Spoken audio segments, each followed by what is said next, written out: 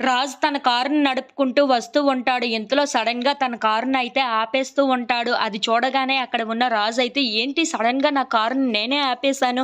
ఎందుకో అర్థం కావటం లేదే. ఏంటో ఈ ప్లేస్ కూడా నాకు బాగా తెలిసిన ప్లేస్‌లాగా, నేను ఎప్పుడూ వచ్చేవాడిలాగా అనిపిస్తుందే" అని చెప్పేసయితే అనుకుంటూ అటు ఇటు చూస్తూ ఉంటాడు.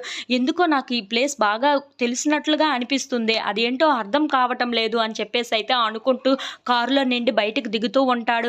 ఇంతలో అక్కడ ఉన్న ఇల్లుని చూసి, ఏంటి ఈ ఇంటికి నాకు ఏదో సంబంధం ఉన్నట్లుగా అనిపిస్తుంది. ఈ ఇల్లు నాకు బాగా పరిచయం ఉన్నట్లుగా, ఈ ఇంట్లో నేను ఉండేవాడిలాగా అనిపిస్తుంది.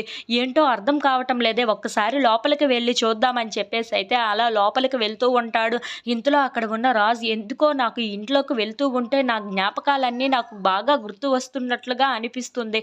ఏంటో ఒక్కసారి లోపలికి వెళ్లి చూద్దామని చెప్పేసైతే అలా లోపలికి వెళ్తూ ఉంటాడు. ఇంతలో అక్కడ కావ్య, అపర్ణ ఇంట్లో ఉన్న వాళ్ళందరూ కలిసి క్యారమ్స్ అయితే చాలా సరదాగా ఆడుకుంటూ ఉంటారు. అలా జ్యూసులు తాగుతూ చాలా సంతోషంగా ఒకరినొకరు ఆడుకుంటూ ఉంటారు. ఇంతలో అక్కడ ఉన్న రాజు అయితే, ఏంటి ఇంట్లోపల ఏదో జరుగుతున్నట్లుగా అనిపిస్తుంది. ఒక్కసారి వెళ్లి చూద్దామని చెప్పేసైతే ఆ గేట్లు తీసుకొని మరి లోపలికి వస్తూ ఉంటాడు. ఇంతలో అక్కడ ఉన్న కావ్య మాత్రం ఇంట్లో ఉన్న వాళ్ళందరితో కలిసి సరదాగా అక్కడ క్యారమ్స్ అయితే ఆడుకుంటూ ఉంటుంది. ఇంతలో సడెన్‌గా ఒక్కసారిగా గేట్ వైపు చూస్తూ ఉంటుంది. అక్కడి నుండి రాజు రావటం చూసి ఒక్కసారిగా షాక్ అయిపోతూ ఉంటుంది. ఇంతలో అపర్ణాదేవి చేతుల్లో ఉన్న తన చెయ్యిని వెనక్కి తీసుకొని ఒక్కసారిగా షాక్ అయిపోయి అపర్ణాదేవికి రాజుని చూపిస్తూ ఉంటుంది. If you like this please subscribe.